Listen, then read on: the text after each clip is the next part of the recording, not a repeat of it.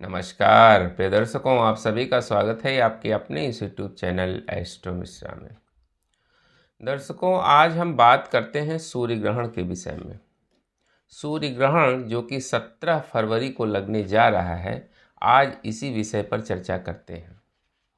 Actually 17 फरवरी को जो सूर्य ग्रहण लगने जा रहा है, 17 फरवरी 2026 को सूर्य ग्रहण जो लगने जा रहा है, ये कहाँ कहाँ दिखाई देगा और इसके क्या रिजल्ट्स होंगे। भारत में ये दिखाई देगा या नहीं दिखाई देगा, इस पर भी बात करेंगे। तो चलिए जान लेते हैं कि ये सूर्य ग्रहण कब से कब तक लग रहा है और कहाँ दिखाई देगा। एक्चुअली ये जो सूर्य ग्रहण है, ये 17 फरवरी 2026 को शाम को 3:26 से लगेगा और ये 3:26 से शुरू होकर 7:57 तक ये चलेगा। ये सूर्य ग्रहण भारत में दृश्य नहीं होगा। ये दिखाई कहाँ देगा? अंटार्कटिका, साउथ अमेरिका, प्रशांत महासागर, अटलांटिका, इन सब एरियाज़ में दिखाई देगा। तो ये जो है एक तरह का शैडो सूर्य ग्रहण है, छाया ग्रहण है। ये जो ग्रहण है ये शैडो है, तो इसके शैडो इफेक्ट्स जो है वो आपको ज़्यादा दिखाई देंगे। ऐसा देखा गया है कि जब जब शैडो इफेक्ट वाले सूर्य ग्रहण होते हैं, उस समय पैनिक सिचुएशन ज़्यादा क्रिएट होती है। एक्चुअली ये जो ग्रहण लग रहा है, ये कुंभ राशि और धनिष्ठा नक्षत्र में लग रहा है। जैसा कि आप जानते हैं, हम कई वीडियो में चर्चा कर चुके हैं कि कुंभ राशि में इस समय कई ग्रहों का जमावड़ा हो चुका है। इस समय अगर देखा जाए तो त्रिग्रही योग चल रहा है, जिसमें शुक्र, बुध और राहु तीन पहले से विद्यमान हैं और उसके बाद 13 तारीख को इसमें सूर्य की भी एंट्री हो जाएगी। यानी चार ग्रह जो है इस समय रहेंगे। तो चतुर्ग्रही योग यहाँ पहले से ही चल रहा है और ऊपर से कुंभ राशि पर गुरु की दृष्टि भी पड़ेगी। तो गुरु की दृष्टि कुंभ राशि पर पड़ेगी, साथ ही सिंह राशि में जो केतु विद्यमान हैं उनकी भी दृष्टि यहाँ पड़ेगी। यानी हम एक तरह से देखें तो 6 ग्रह जो है इसमें इन्वॉल्व हो जाएंगे। इस ग्रहण के समय जो है वो 6 ग्रहों का इन्वॉल्वमेंट रहेगा। यानी कुंभ राशि जो है इस समय ओवर एक्टिवेटेड रहेगी। तो कुंभ राशि के जो लोग हैं इस समय बहुत सावधान रहें, क्योंकि ग्रहण का जो इफेक्ट होता है वो आने वाले 1.5 से 2 महीनों तक इसका असर रहता है। तो ये बहुत सावधान रहें, क्योंकि कुंभ राशि वालों के लिए ये समय बहुत सेंसिटिव दिखाई दे रहा है। साथ ही साथ कुंभ राशि वाले तो सावधान रहें ही, लेकिन सबकी कुंडलियों में कुंभ राशि तो कहीं ना कहीं बनती ही है। तो जिस स्थान पर ये कुंभ राशि बन रही है, वहाँ से संबंधित प्रॉब्लम आपको हो सकती है। तो इसलिए आप सभी को बहुत ध्यान देने की ज़रूरत है, क्योंकि ये ग्रहण जो है वो पैनिक सिचुएशन ज़्यादा क्रिएट करेगा।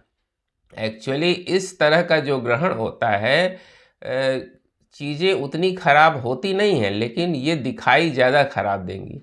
इस समय पैनिक सिचुएशन जो है वो ज़्यादा दिखाई देगी। आपको अफरा तफरी का माहौल इस समय ज़्यादा दिखाई देगा। ये जो धनिष्ठा नक्षत्र और कुंभ राशि में ये ग्रहण लगने जा रहा है, इससे आपको बहुत सावधान रहने की ज़रूरत है। भारत में ये विजिबल नहीं होगा।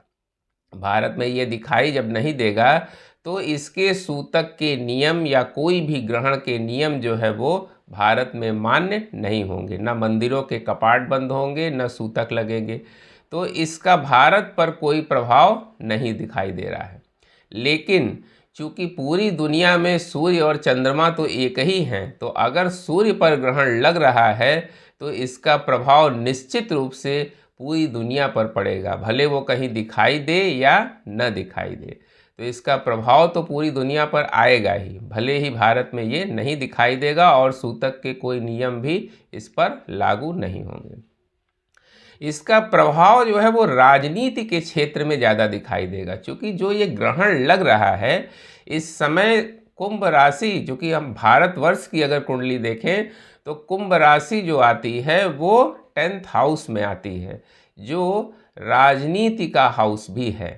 तो यहाँ से जो है इस समय राजनीति में काफ़ी उतार चढ़ाव, उठापटक आपको दिखाई देगी, जैसा कि आप पहले से भी देख रहे हैं।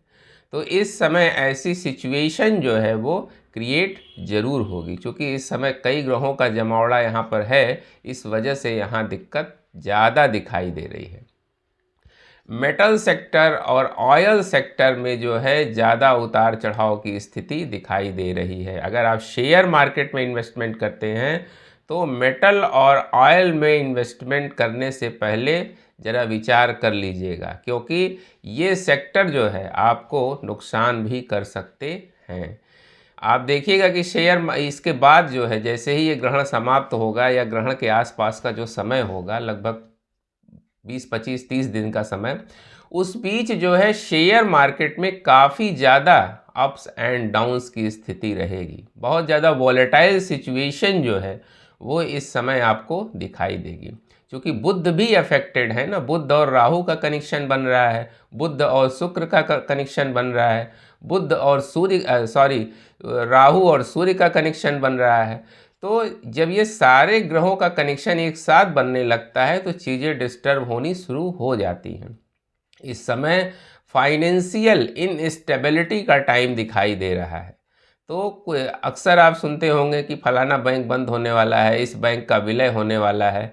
तो इस समय ऐसी पैनिक सिचुएशन जो है वो बार बार क्रिएट की जाएगी, क्योंकि राहु है ना, और राहु चूँकि कुंभ राशि में बहुत मजबूत स्थिति में धनिष्ठा नक्षत्र में संचरण कर रहे हैं, जिसकी वजह से जो है इस तरह की पैनिक सिचुएशन इस समय आपको हर फील्ड में दिखाई देगी।